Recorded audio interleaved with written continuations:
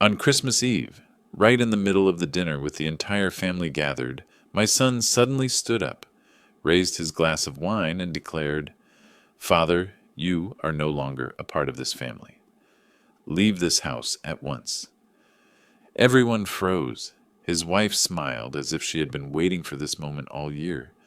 But what they didn't know, hidden beneath the table, I had prepared a brown envelope, inside not dollar bills, but the weapon that would bury their entire scheme. Before I continue to tell the whole truth behind the reversal that no one in the family could have expected, please subscribe to the channel, turn on the notification bell, and leave me a comment. If you were in my situation, cast out into the snowy night by your own son, would you walk away in silence, or would you fight back? The golden light poured down from the crystal chandelier hanging in the ceiling, reflecting off the pure white tablecloth I had carefully ironed that morning. The scent of roasted turkey, cinnamon, and nutmeg filled the air, fragrances tied to Christmas memories in this red brick townhouse in Society Hill. Yet tonight, the sweetness of memory was laced with a strange bitterness, one I never imagined would come from my own blood. I, Jonathan Whitmore, 67 years old, once an architect, a man who spent a lifetime at drawing boards and dusty construction sites, building structures across Philadelphia. This old house, where Eleanor, my late wife, and I raised our son Stephen, was my own creation, a piece of my soul. But in the flicker of tonight's candlelight, I realized these red brick walls could just as easily become the walls of an emotional prison. Stephen stood up, red wine glass in hand, his face flushed not only from drink, but from suppressed glee. Monica, his wife, sat close beside him, her lips curled into a smile I knew was far from friendly. The entire room, filled with relatives whose faces I had seen every holiday, went utterly silent. Stephen cleared his throat, his voice ringing out with the firmness of a verdict. "Father, we have discussed this, and we have reached a decision. You are no longer part of this family. It is time for you to leave this house I saw." Forks and knives pause mid-air. A whisper escaped from the corner of the table. I looked straight into Stephen's eyes, eyes that once sparkled like stars when he was 10 years old, learning to sketch beside me, now glinting with a cold greed I could hardly recognize. Monica gently set a stack of papers on the table, making sure everyone saw the words at the top. Family decision. Signed. Neatly forged signatures of a few relatives were mixed in, though I knew they had never signed anything. It was nothing more than a cheap prop in Monica's stage play. I smiled faintly, surprising everyone. No outburst, no accusations. Because if 40 years as an architect taught me anything, it's this. A building collapses not from its facade, but from a tiny crack. What Stephen had just declared was that crack, not mine, but theirs. "Is that so?" I replied evenly. My hand rested on the chair's underside, where a neat brown envelope lay hidden. Not yet time to bring it out. Tonight, I would let Stephen and Monica believe they were in control. The more confident and arrogant they became, the harder their fall would be. While relatives whispered, I lifted my glass, letting the candlelight shine through the dark red liquid like blood spreading across the tablecloth. I glanced at the empty chair at the far end, where Eleanor once sat every year, smiling gently. That emptiness had become a dark abyss, echoing Stephen's words. Stephen pressed on, his voice sharp. "Father, you can't keep clinging to this old house forever. We want change. Monica and I have discussed it. We'll modernize it, turn it into Airbnb, make it a real source of income. You should be glad we have a new vision." I set the glass down, fingers brushing a small scratch on the oak table, a mark Stephen carved when he was 10, etching his initial with a butter knife. I had scolded him then, but later quietly sanded it smooth, so the scar would fade. That scratch was memory. Now he saw it only as an old table that needs replacing. Monica chimed in, her voice sweet but false. "Jonathan, you have savings, don't you?" Why hold on to them? You're not young anymore. Let us make this house. Worthy, I lowered my eyes, saying nothing. The cinnamon grew heavy, the turkey suddenly hard to swallow. Every gaze in the room weighed on me, waiting for a reaction. But I chose silence. Silence is not surrender. Silence is to hear the sound of betrayal more clearly. The room felt frozen. Cutlery clinked faintly, but no one truly ate. At the head of the table, Stephen smirked, convinced I was beaten. Monica squeezed his hand, her polished red nails tapping triumphantly against the wood. The rhythm of victory, but in my chest another rhythm beat, the rhythm of preparation. I knew this was only the opening move of a long game. And I, the man declared worthless in his own home, was the one holding the first pawn. Outside the window, snow thickened, whitening the cobblestone street. Wind hissed through the cracks. Christmas, meant to be the season of love, had turned into a shadow trial, where my own son stood as judge. But I reminded myself, every trial requires evidence, and I knew how to gather it, piece by piece, detail by detail, figure by figure, until the true day of judgment, when no one could defend Stephen and Monica. I lifted my head, met their eyes, and nodded faintly, as though conceding. The room exhaled relief, thinking an old chapter had ended. But inside, I knew. This moment marked the beginning of a new chapter, the chapter of revenge and justice. The bedroom door shut behind me, muffling the murmurs of laughter outside. I leaned against the oak door, waves of exhaustion shaking my legs. It had been years since I last trembled like this, not from age, but from a wound deeper than flesh. Betrayal. This room, once filled with Eleanor's laughter as she smoothed the sheets, now held only my heavy breaths. On the wooden dresser, her photo still stood. Gentle smile, soft hair, eyes full of sky. I touched the frame, feeling a thin layer of dust on it. "Eleanor," I whispered hoarsely, "did you hear what our son said to me at the table?" I sat on the edge of the bed, the old mattress sinking under the weight of memory. Images flashed through my mind like reels of film. Stephen at 10 in the garage, carefully carving his initial into the table with a butter knife. I had scolded him, yet felt proud that his small hand wanted to leave a mark in this home. Stephen at 16, high school graduation gown flying in the wind. I had sold my 1972 Ford Thunderbird, a car I loved more than my youth, to pay his college tuition. $32,000. I told Eleanor, "It's just a car. The boy needs a good start." She looked at me, eyes shimmering, gripping my hand tightly. Stephen, at 24, standing uncertain at the door, said he needed $45,000 for an MBA program in Boston. I nearly emptied my retirement fund, keeping only a sliver for myself. I believed investing in my son was the best investment of all. All those years, I never regretted a thing. I believed in Stephen the way I believed in the buildings I designed, that a solid foundation would hold up a lasting structure. But tonight, watching him stand before me and coldly read that eviction verdict, I suddenly realized the foundation I spent my life pouring might have been built on sand. I rose from the bed and opened the bedside drawer. Inside was the old black ledger where I had recorded every expense, every sacrifice. I flipped through the pages. 2002, freshman tuition, $22,500. 2004, sale of the Thunderbird, $9,800.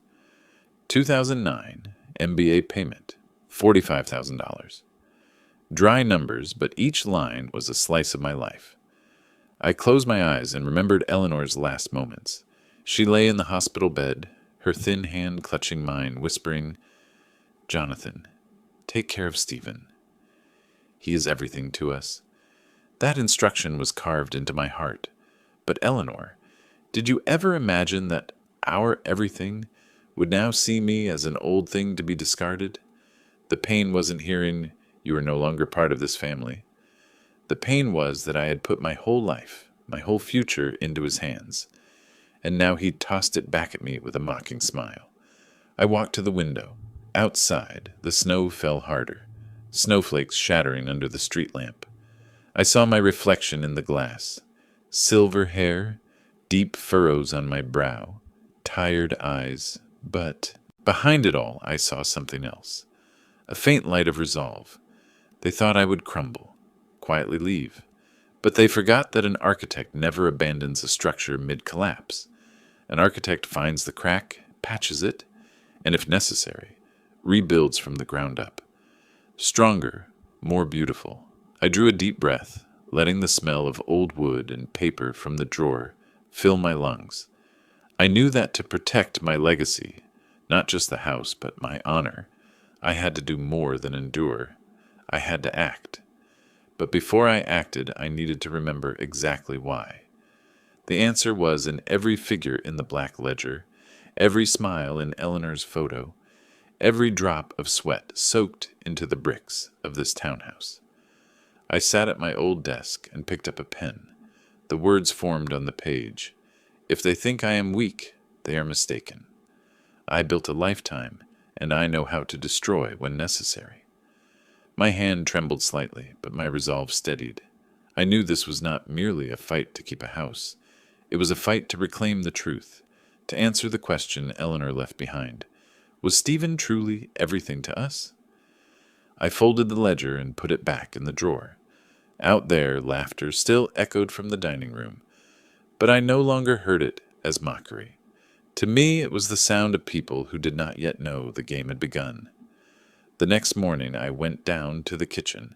Winter light filtered through the fogged panes. The kitchen, once familiar with the smell of coffee and Eleanor's radio, felt only a sharp chill. The oak table that had hosted last night's trial still bore wine stains and tossed napkins. I had barely sat when Stephen entered, his shirt rumpled, a scowl on his face. Monica followed, clutching a thick stack of printed pages. No good morning, no warm glance. They entered as if I were a stranger renting a room in my own house. Monica set the papers on the table, honeyed voice but hard eyes. Jonathan, we've thought this through. Here's an estimate from a city contractor. If we renovate the whole house, its value will double. You should take a look. I skimmed the pages. The first figure jumped out. $175,000, a renovation package to replace all the floors, remove partition walls, install an Italian-style kitchen, and bathrooms with marble. Luxuries even my high-end clients rarely demanded. Stephen leaned on the table, tone sharp. Dad, this house is outdated. Look at that carpet. It's from a bygone era. Holding on to it won't help. People want modern, upscale. You don't get it. I sat quietly, fingers tracing the scratch on the tabletop, a memento from when he was small. What he called outdated was memory, the history of a family. But to Stephen, everything boiled down to numbers. Monica gave a thin smile and pointed to the bolded line at the bottom. Deposit required, $50,000. You have savings, right? Just pull out a portion. We've calculated it. This investment will make the family rich. You don't want to be the obstacle, do you? I looked at Monica, morning light catching her powdered face, revealing that fake smile. I answered nothing, pushing the stack back toward them. Enough, I said quietly, voice low. Stephen slammed his hand on the table, making my coffee cup tremble. You're so selfish. What do you think you're saving it for? To die and take it with you. You're old, you don't need it. We have to live. Move forward. Those words cut like a knife. I remembered every drop of sweat I'd spent on him. Tuition, the car, even my retirement fund. And yet in his eyes, I was an obstacle. Monica folded her arms, even tone. Jonathan, you should know better. We don't want to involve lawyers, but if we must, we will. Old people sometimes aren't of sound mind. I understood the implication. They wanted not only money, but control, to strip me of title to this house. Eleanor's final admonition echoed in my head. Take care of Stephen. I had tried. Perhaps that very devotion had ruined everything. The kitchen air felt thick, as if oxygen had been sucked out. I set my coffee down slowly, forcing calm. "Are you finished?" Stephen sneered, assuming I'd given in. "There's one more thing. If you transfer the savings to us this month, we'll handle all the renovations. You won't have to worry. Just sign. We'll take care of the rest." Hearing "just sign" sent a chill down my spine. In architecture, a signature can determine the fate of a project. In a family, a signature can decide a person's destiny. I rose, straight-backed, voice firm. "I will not sign anything today, nor will I give any money. If you think you can coerce me, go ahead and try." Silence filled the kitchen. Monica faltered, and Stephen flushed with anger, but the trembling from the night before had gone. In its place was a different light, vigilance. I knew from that moment that their moves would become more brazen, more aggressive, and I, the man they thought was an old has-been, would remember every detail, every word, every figure. In architecture, to bring down a building, you only need to find the structural weakness. That afternoon, the snow fell thicker, blanketing the entire cobblestone street in white. I put on my old wool coat, wrapped Eleanor's leftover knit scarf around my neck, and stepped outside. Each step left an imprint in the cold snow that crackled softly, like the ticking of a clock counting down. I did not return after the morning argument in the kitchen. I knew staying would only drive me mad with Stephen and Monica's whispered schemes. I needed space, a place to breathe and think. There was only one person I trusted enough to share this with: Robert Klein. Robert had been an old colleague when I was designing the central bank headquarters in Philadelphia. Back then, I drew the plans while he advised on construction contracts. Years passed, I retired, and Robert became a solo practicing attorney. We saw each other rarely, but our decades-long friendship had never faded. The bar, Old Harbor, sat tucked on Market Street, warm light spilling through the wooden door frame, warming the sidewalk. I pushed the door open and was immediately wrapped in the smell of oak and liquor and the soft strains of jazz. Robert sat in the inner corner in a faded gray sweater, hair flecked with silver. He looked up, his blue eyes still bright, and offered a tired but warm smile. "Jonathan, it's been a long time." I sat across from him and ordered a bourbon. The cold glass in my hand reminded me that my hands still shook a little. Robert watched me, then asked slowly, "What's wrong? You look like you've been run over by a truck?" I forced a smile, and the story poured out. I told him about the Christmas dinner, about Stephen's words, "You are no longer a part of this family."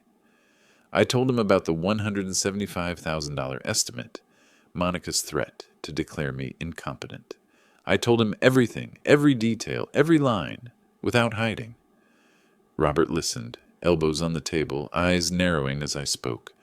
When I finished, he set his beer down, voice hoarse. "Good God, Jonathan, Stephen and his wife are vultures. They smell money, and they'll tear you apart." I fell silent. The word vultures hurt, but it fit. Robert leaned in. "What are you going to do? Sit back and let them take everything, or stand up?" I rolled the bourbon in my hand, watching the amber light. Part of me wanted to give up, pack my things and leave, let them take the house. But then I thought of Eleanor, the ledger, the decades of sweat poured into this house. "No," I said slowly, my voice firmer than I expected. "I will not let them win." "But I don't know where to start." Robert nodded as if he had been waiting for that answer. He pulled a small notebook from his pocket, flipped a few pages, and showed me a list of laws about trusts, wills, and property ownership. "Listen," he said in a low voice, "if you keep the house and savings in your name, Stephen and Monica can fabricate that you lack capacity. They'll petition the court for a guardian, and you'll lose your rights. You need to get ahead of them." My heart raced. How do I get ahead? Robert smiled like a chess player seeing checkmate. "Transfer assets into a trust. Redo your will, and most importantly, gather evidence. If they stage a smear, their own words and actions will betray them." I nodded, feeling the first spark after so many dark days. Evidence, I can record things.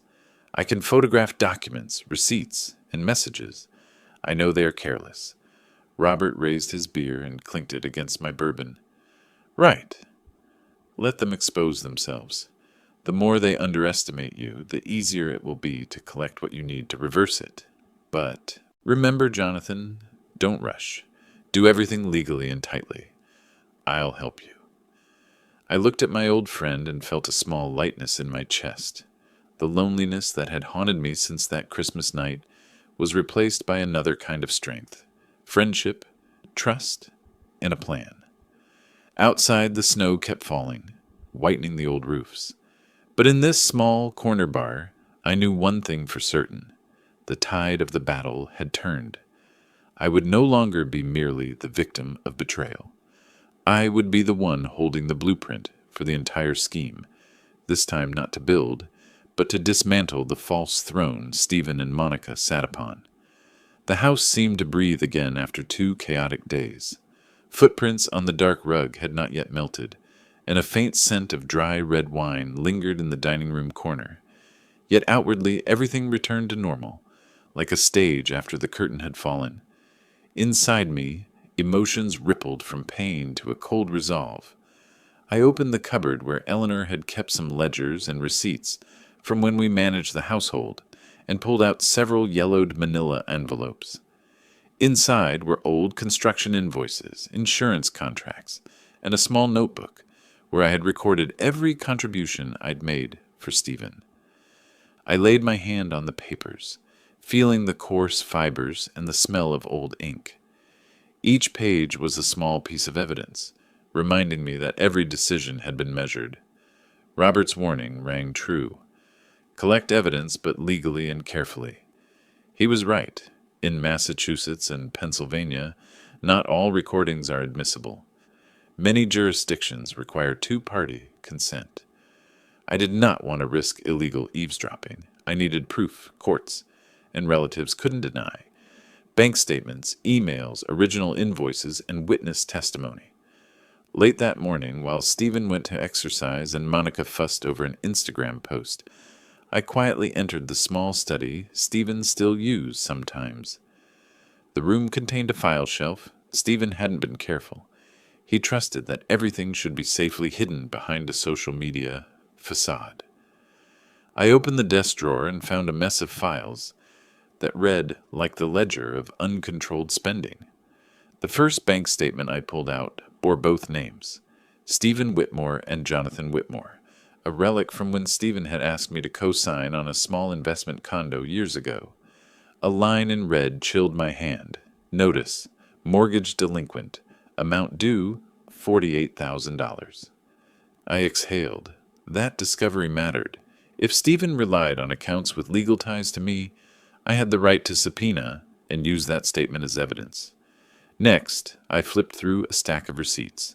A Hermes bag, $7,200, a luxury spa retreat, $2,450, a designer wardrobe, $5,800.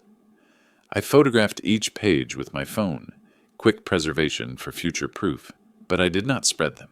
Around photographs would be convenient evidence to show a spending pattern. There were things worth more than money, emails. I opened Stephen's old computer, still set to remember him on some browsers, and found an email thread between Monica and a local contractor. The bold subject read, "Final estimate acceptance. Deposit required $50,000. And in the body, Monica had written, "We'll get Jonathan to sign off. He won't suspect. He's sentimental. He'll fall for the renovation dream." It felt like a punch. A printed copy with the email address and timestamp was the sort of record a court would look at to reveal intent. I knew I had to be careful. No deleting, no altering. Every file I copied was saved intact with timestamps. Technology was my ally. File metadata, email headers, all of it would prove these words were real. I printed each page, placed them neatly into a folder, marked evidence in scrawled capital letters, to brand the goal into my mind. But written evidence alone wasn't enough without a witness. I thought of Sylvia Morgan, Eleanor's lifelong friend, sharp-eyed, straightforward, a woman who still visited weekly and noticed everything in the neighborhood. I called her gently. "Sylvia, could you stop by? There's something I need your thoughts on." She answered at once. "I'll come." "Jonathan, are you all right?" Her voice already sensed my weariness. While waiting for her, I prepared one more tool, a text trap. Robert had suggested a lawful way to get liars to admit intent. I sent Monica, through her personal email, a polite note disguised as a newsletter about renovation options, with a small request. If convenient, please reply agree so we can draft the contract. It wasn't deceit. It was simply a setup that invited her to reveal herself in writing. If Monica replied, and I believe she would, her response would be a written confession, time-stamped. By late afternoon, Sylvia knocked. She stepped in wearing a warm coat, carrying a bag of cookies, and with eyes full of concern. I showed her the printed files, emails and statements. Her face tightened as she read. Then she gripped my hand. "My God, Jonathan, they did this?" she whispered. "If Eleanor were alive, she'd be furious. We must let others see the truth." She agreed to stand as a witness, willing to face the family if needed. She even suggested, make a clear summary, a timeline with dates and who said what. People understand better that way. She was right. Effective evidence isn't just stacks of paper. It's presenting them as a story, logical and accessible. I drafted a short timeline. The day Stephen signed the investment condo, the mortgage delinquency, Monica's lavish spending, her incriminating email about the deposit, and finally the chronology of their words at the dinner table. By evening, my trap had sprung. Monica replied briefly, "Agreed January 12th, 4:18 p.m. We'll get the deposit from Jonathan. He'll be delighted." The timestamp was printed clear as day. My heart pounded. Not the final victory, but a firm beginning. I pressed my hands together, staring at the evidence folder on the desk. In my mind, the pieces began to align. The mortgage statement, luxury receipts, Monica's admission, and a witness. Robert would help forge them into a legal shield, protection against any court ploy Stephen attempted. I reminded myself to breathe, slowly. The game had only just begun, but this time not impulsive, deliberate, strategic, lawful. And as I shut the study door, watching the snow fall under the streetlight, I felt something new. No longer raw despair, but a calm detachment, like a craftsman reviewing blueprints before laying the first stone to repair a cracked wall. The next morning, Philadelphia lay gray, streets buried under snow. I wore my gray wool coat, clutching my worn brown leather briefcase. Inside was the evidence folder I had built over sleepless nights. Bank statements, Monica's luxury bills, her contractor email, the detailed timeline. Robert had arranged a meeting at the office of his old colleague Benjamin Strauss. The office sat on the 11th floor of a glass tower overlooking the Delaware River. The air smelled of fresh roasted coffee, the space bright and sleek. I entered feeling as though I was stepping into a construction site. Only here, words and seals shaped destinies instead of bricks. Benjamin rose to shake my hand. In his 50s, tall with black-rimmed glasses, his voice was low but firm. "Robert gave me the outline," he said, "but I want to hear directly from you, Jonathan." I opened the folder, laying each page carefully across the glass table. My voice was steady, clipped, like an architect presenting a design. "This is the joint account statement with Stephen. This is the mortgage delinquency notice. These are Monica's luxury invoices. This is the contractor's email admitting their plan to extract the deposit from me. And this is the timeline, with witness, Mrs. Sylvia Morgan, Eleanor's closest friend." Benjamin scanned each page quickly but sharply. When he set the last sheet down, he nodded slowly. "Heavy. Clear. Now we turn them into legal weapons. First, trust. He pulled a sheet of paper, sketching a quick diagram. You establish a revocable living trust. You are the sole trustee. With the house and assets titled to the trust, Stephen cannot touch them. If they try to claim incompetence, the trust stands as a wall. I nodded, heart thudding as if laying a new concrete foundation, steady instead of sand. Next, Benjamin continued, the will. We rewrite it. Stephen and Monica are removed entirely. You can leave it to charity or a scholarship fund in Eleanor's name. The key point, your message is clear. They inherit nothing. Robert leaned forward, eyes sharp, and freeze the accounts. Jonathan still has savings accounts. Lock all online access. Move to multi-factor verification. If Stephen tries to log in, he'll hit a wall. Benjamin agreed. Yes. And one final step. Eviction notice. The house is in your name. They're living there only on your allowance. If you wish, we can serve them with a 30-day notice to vacate. One signature. At that, my hand trembled. I recalled the Christmas dinner. Stephen standing, declaring my expulsion from the family. Now, with a stroke of my pen, I could reverse it, expel them from the house I had built. I stayed silent a moment, drew a deep breath. Eleanor's words echoed, "Take care of Stephen." I had for years, but duty does not mean surrendering honor. "I'll sign," I said, my voice hoarse but firm. Benjamin handed me the pen. I signed each paper. Trust, will, and account freezes. The scratch of the pen on paper sounded like nails driven into a new foundation. Solid, enduring.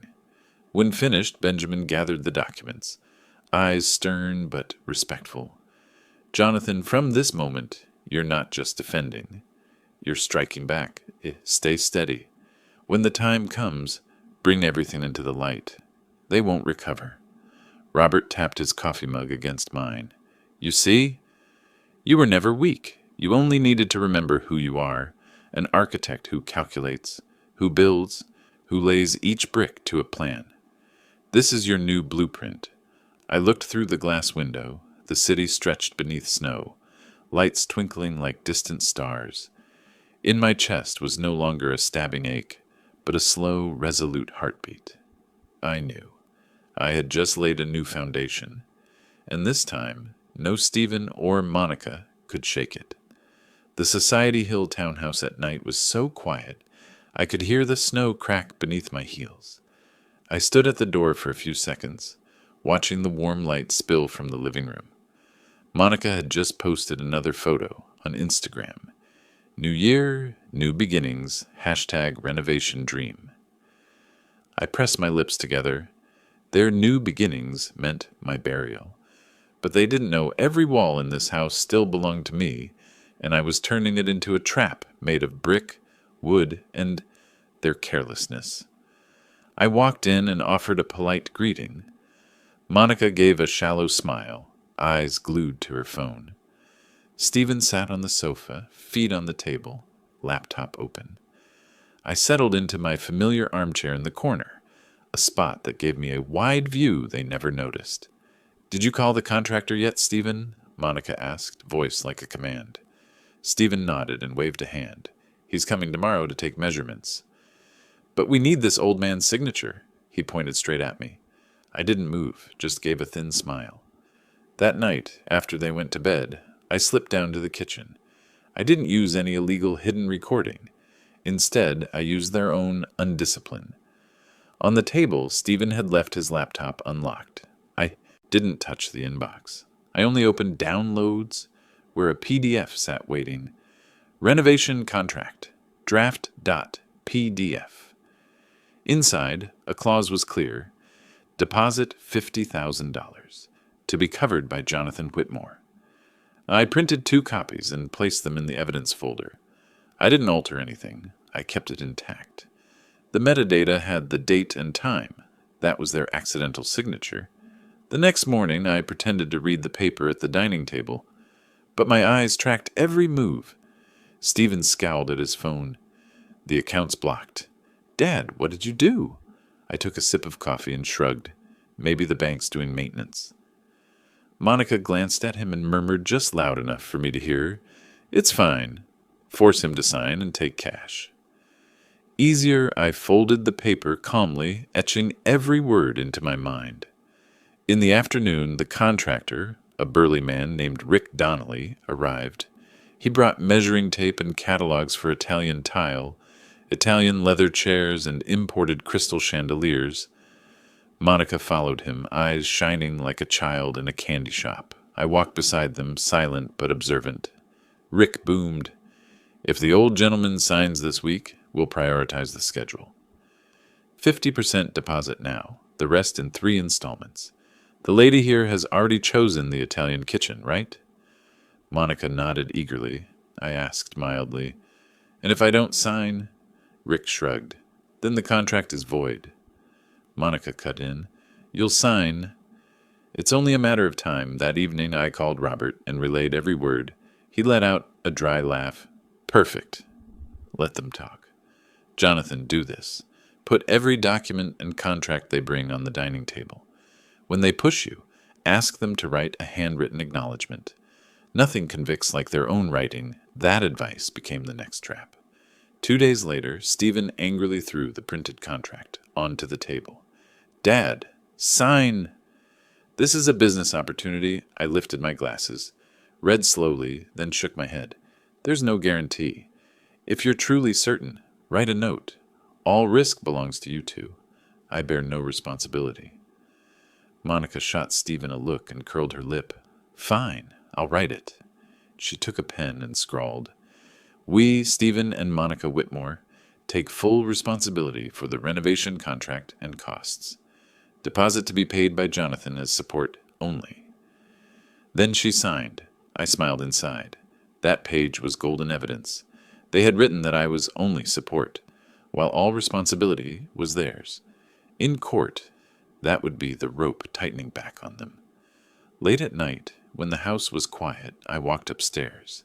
Dim hallway light slanted across the wall where a family photo from 1995 still hung. Me, Eleanor, and 7-year-old Stephen. In the picture, the boy beamed, holding the technical pencil I'd given him. Now that hand-signed letters have turned his father into excess baggage.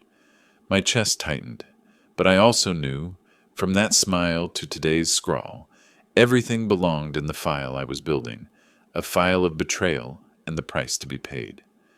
In my room, I locked the door and placed Monica's freshly signed note into the evidence folder.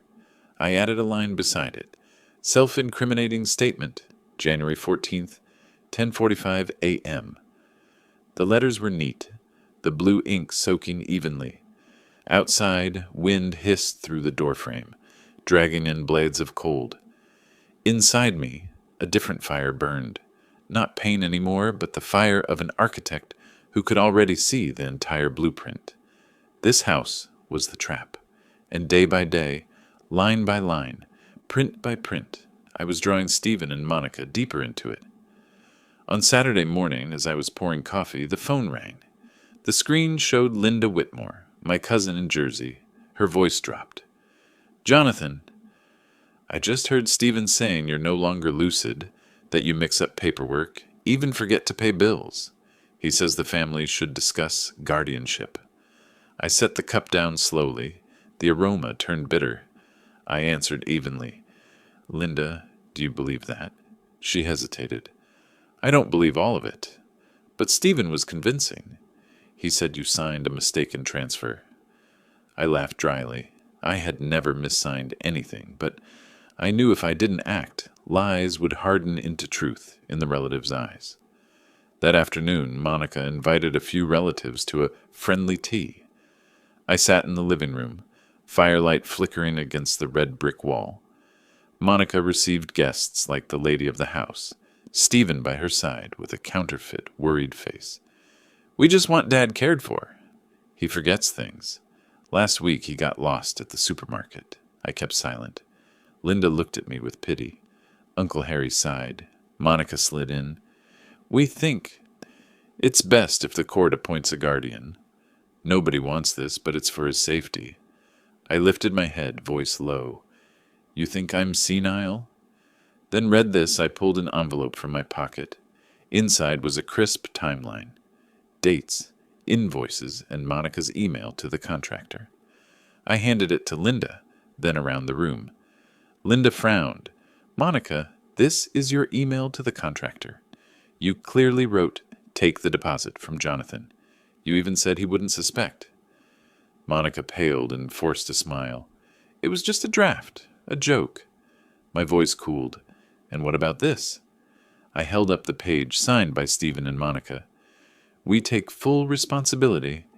Jonathan only supports. The room fell silent. The fire popped like a gavel. Stephen slammed the table. You trapped us. I met his eyes. I didn't trap you. I let you write the truth yourselves. Linda shot to her feet. Stephen, you lied to us. You said Jonathan isn't lucid, but he's sharper than any of us. What do you want, this house? Monica stammered. It's not like that. I set the evidence folder on the table. This is only a fraction. The main files are already with the lawyer and the bank. If you want to try guardianship, prepare to face the court. There, evidence is the final word. The air shifted. Relatives' eyes cooled towards Stephen and Monica. Linda snapped the packet shut. I rose, voice hard. I don't need pity. I need truth. And the truth is, you want to turn me into a helpless man to seize property? But I've lived my life with blueprints, contracts, and signatures. I know the difference between durable design and cheap fraud. Monica tried to recover, eyes wet. Dad, we only want what's best for you. I turned away.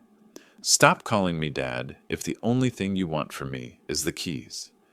That night, I sat in my study, desk lamp lighting the thick folder, and added a journal line. January 22. They began psychological warfare. But mind games only work on the fearful. I'm not afraid anymore. I have evidence. I will turn the day they tried to humiliate me into the day they undo themselves. Outside, wind howled and snow piled up. I closed my eyes and drew a long breath. The battle wasn't over, but from now on, every word and act of theirs would only tighten the noose they'd made. The next afternoon, winter wind tunneled through the cobbled street in Society Hill. I carried groceries home, snow crusting the hem of my wool coat. When I slid the key into the front lock, I froze. The key wouldn't enter, then slipped, metal scraping like a cold refusal. I tried again, then again. Nothing. My heart clenched as if an invisible hand squeezed it. The house I had lived in for 40 years, the house that had held Eleanor's laughter, was rejecting its owner. I knocked hard. Light spilled from behind the curtains, and figures were moving inside. Stephen's voice came muffled through the wood. Dad, stop. We changed the locks. This is no longer safe for you. I gripped the grocery bag. The milk bottle rattled inside. My lips quivered, but my voice stayed even. Stephen, this is our house. I paid the mortgage, repaired every brick, and sweated for every dollar. How dare you lock your father out? Monica cut in, honeyed and sharp as a blade. Don't you get it? You're not lucid enough to manage this place. We've spoken to a lawyer. You should move to a small apartment. We'll look after the house. I let out a brittle laugh. The sound fell on the porch like shattered ice. I pressed my palm to the oak door, feeling the grain I had once sanded smooth, the cracks I had filled.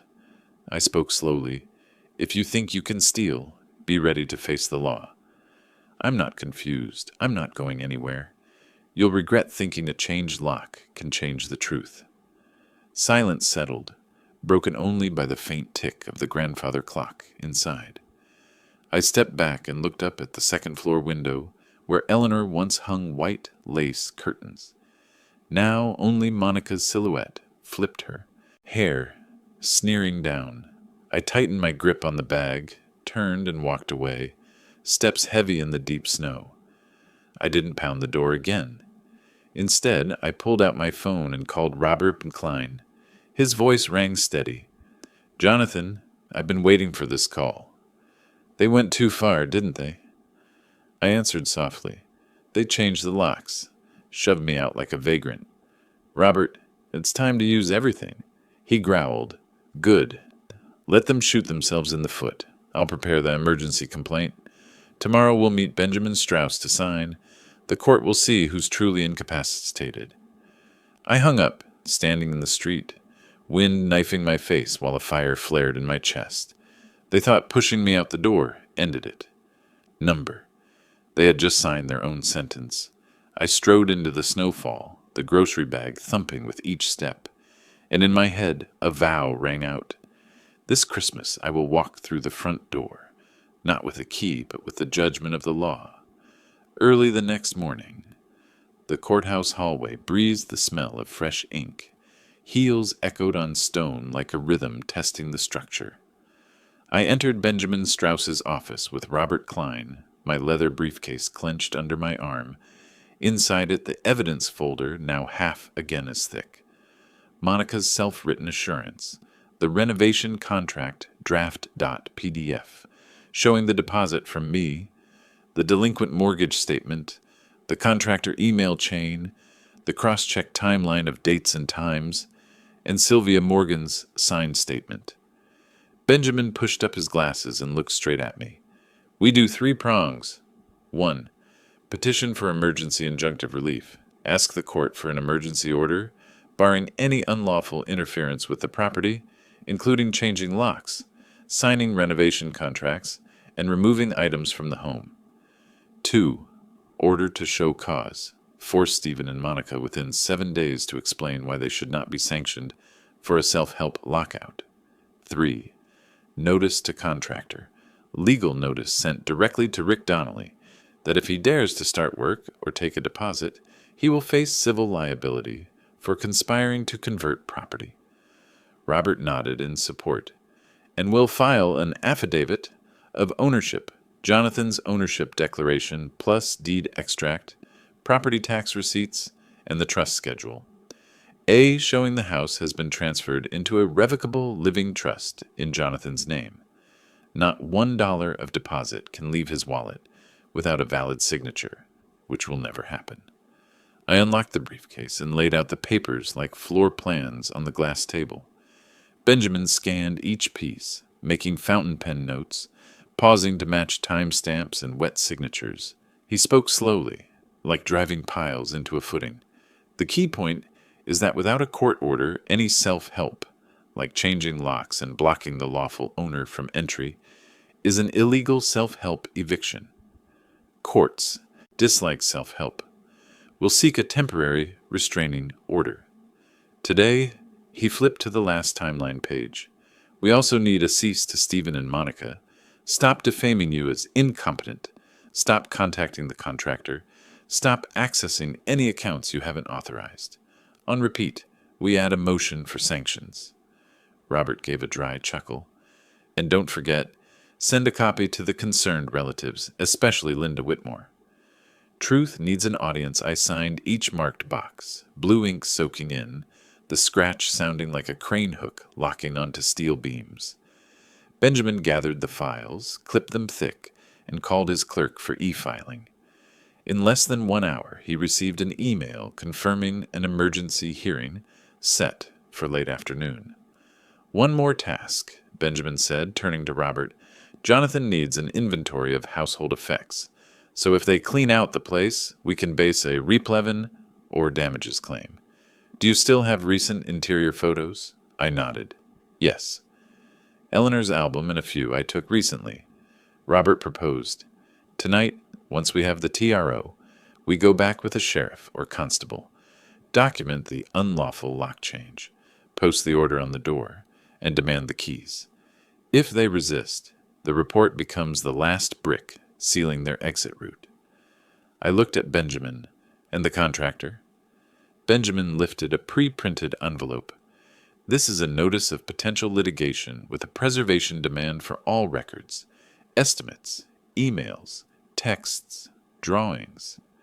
If Donnelly dares to take holding money, we consider civil conspiracy, and will copy the Contractor Association. He'll think twice before tossing his career for an Italian kitchen and leather chairs."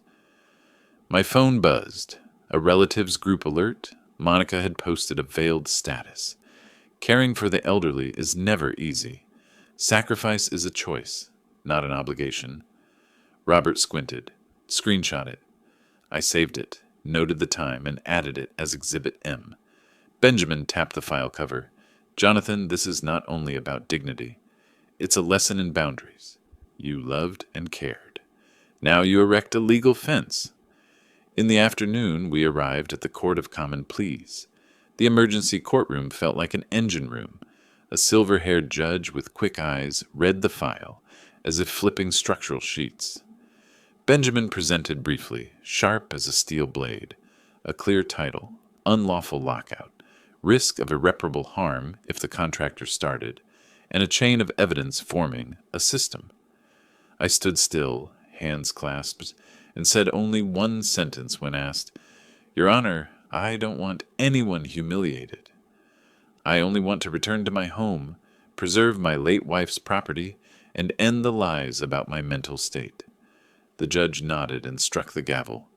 Tro granted. The order stated clearly, immediate restoration of access for Jonathan, Stephen and Monica barred from changing locks, entering renovation contracts, or moving property, no contact with the contractor, a show cause hearing in 7 days, any breach deemed contempt of court. I exhaled as if setting a full steel beam onto columns, heavy but sure. Leaving the court, Benjamin called the constable's office. We went with the enforcement officer to Society Hill. Snow banked along the curb, the gaslight flickering out front. The constable knocked and displayed the order. Stephen appeared pale, forcing a smile. There must be some mistake. Monica came down the stairs, biting her lip. The plan had just been halted. I stood behind, saying nothing. When the keyring fell into the constable's hand and then into mine, the cold metal touched my skin, and a quiet current ran through me. Monica tried to recover. We were only worried about him. Benjamin answered, polite but icy. Genuine concern never begins with a new lock. We stepped inside. Hearth warmth mixed with oak and old cinnamon, and the residue of arrogance still hung in the air. The constable recorded the scene. New lock hardware, swapped cylinders, a neighbor on the stoop as witness. Robert whispered, another line of posts in the fence. I walked slowly through the living room and stopped at Eleanor's smiling summer 1995 photo. I set my hand on the wooden frame, as if touching an old heartbeat. Then I turned to Stephen. Next week you have one chance in court to explain. Not to me, but to the truth. Monica bit her lip, eyes glistening, not from remorse, but from a plan blocked. Benjamin packed up and instructed me to restore the lock to its prior state, create a new master key under the trust, register security monitoring, and send a letter to the condo board where Stephen holds the investment unit, notice of impending dispute tied to the delinquent mortgage. Before leaving, Robert's hand pressed my shoulder. You've poured the footing. Now we raise the frame. That evening I sat at the oak dining table under a small warm lamp, laid out the papers, and numbered each exhibit. I drafted a handwritten letter, not for the court, but for my conscience. Eleanor, today I put the keys back in my pocket, not through anger, but through order, the thing I spent a lifetime learning from architecture. Tomorrow, if they say I am confused, I'll smile and show them the plan, because in a plan the load paths never lie. I folded the letter and tucked it behind the photo frame. Outside, snow fell like chalk dust. At the hall's end, the grandfather clock struck 9.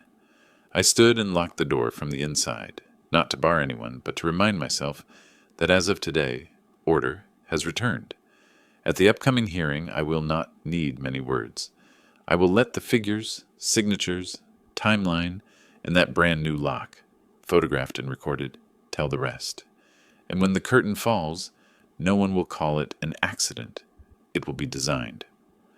On the morning of the hearing, Philadelphia stayed sunk in white mist. The cobblestones cold and slick as steel. I put on my wool coat and walked with Robert Klein and Benjamin Strauss into the courthouse. The great wooden doors opened to an interior thrumming with footsteps and pages turning like a structure's pulse before inspection. Stephen and Monica were already there on the opposite bench. Monica wore a black dress and deep red lipstick, but her eyes betrayed nerves. Stephen sat rigid, tie askew, fingers drumming his knee. Behind them, a few relatives watched in silence. Linda Whitmore, Uncle Harry, Aunt Ruth. Their eyes weighed every gesture, every word about to be spoken. The judge, a salt-and-pepper-haired man, entered and announced in a resonant voice, "We are hearing an emergency motion concerning the self-help lockout and a property dispute between Mr. Jonathan Whitmore and Mr. Becas Stephen Whitmore, together with his wife, Monica." Benjamin rose and presented cleanly, each word slicing like a shearing through steel. "Your Honor, this is a textbook illegal self-help eviction. Respondents change the locks and block the petitioner, the lawful owner, from his home. We submit evidence, the mortgage delinquency, the luxury purchases, the renovation contract naming the petitioner, the email Monica sent the contractor, and most notably a handwritten document signed by Stephen and Monica admitting full responsibility for renovation costs. This shows a plan to exploit the petitioner's assets for personal gain." He handed each page to the clerk. The shuffle of paper stacking into a bundle sounded like anchors sliding across wooden beams. When his turn came, Stephen stood, his voice rushed, trying to fill the silence. "Your Honor, my father is no longer competent. He forgets dates, confuses bills, and signs papers incorrectly. We only wanted to protect him and the house. Changing the locks was to ensure safety. We never meant to seize anything," Monica cut in, voice sweet but trembling. "It's all just a family misunderstanding. Jonathan is easily confused, and we only wanted to keep things under control." Benjamin narrowed his eyes, tapping his pen against the table. "If it was just for safety, why did you, Mrs. Monica, write in an email to the contractor? He won't suspect. We'll get the deposit from Jonathan? And if Mr. Jonathan is truly confused, why on the very same day did you, Mrs. Monica, sign a handwritten statement admitting that he was only a supporter while all responsibility was yours and your husband's? Your Honor, the only confusion here is their dishonesty." The judge turned to me. "Mr. Jonathan, do you wish to speak?" I rose, fists tight, my voice low but steady. "Your Honor, I am the one who paid every mortgage installment, patched every crack in the walls of that house. They say I am confused, yet it is their ink on paper that tells the truth. I don't wish for my son and his wife to be humiliated. I only want to return to my home, to safeguard Eleanor's legacy, my late wife's legacy, and I want to end their abuse of the word care as a mask for greed." The courtroom went silent. Linda gave a small nod. Harry and Ruth whispered to each other, their eyes clearly siding with me. The judge leaned back, tapped the gavel lightly. "The court recognizes the filings. Evidence has been duly submitted and verified. The testimony of witness Sylvia Morgan has been corroborated. Therefore, the court rules. The temporary restraining order remains in force. For 30 days, Stephen and Monica are prohibited from signing any contracts, from interfering with property held in the trust of Jonathan Whitmore. The lock change is deemed unlawful. The petitioner retains full right of access and control. A subsequent hearing will address damages and attorney's fees." The gavel's strike rang out like a steel bolt, locking a frame. I sat, relief in my chest, while in Stephen's eyes I saw fire, rage mingled with despair. Monica clutched his hand, her nails digging deep, but the hand trembled all the same. Robert leaned close and whispered, "They've lost the first round." "The next round is when we raise the roof." I nodded. Beyond the courthouse window, snow kept falling, whitening the street. But to me, another path had just opened. The path of justice, where truth was no longer words, but evidence hardened, like concrete. The dining room shimmered with candlelight and murmurs. I stood tall, the evidence folder on the table like a cornerstone. Stephen's face had gone pale. Monica bit her lip, eyes wet, not from remorse, but from a plan collapsing. I drew the final letter from an envelope, my voice slow but resonant in the red brick house I had built. This is my new will, set under a lawful trust. When I pass, this townhouse and all savings will go to the Eleanor Whitmore Scholarship Fund, named for your mother, to support poor architecture students with dreams but no means. Stephen and Monica are no longer heirs. The room froze. No clink of silverware, no whispers. Only trembling candle flames reflected on the faces of those who once thought they held the house in their hands. Linda, my cousin, rose, voice caught. "Jonathan, you truly did this?" I nodded, eyes fixed on Eleanor's portrait at the far wall. "Yes. Eleanor once told me to use what we had to lay a foundation for the next generation. I thought that foundation was Stephen, but now I see it must belong to those who value opportunity, not to traitors." Stephen staggered, desperate. "Dad, you can't do this. I'm your blood. You have no right to take everything from me." I met his eyes, voice like steel. "Blood does not grant the right to betray. Parents give love, not a license to mock and steal." Monica stepped forward, voice shaking.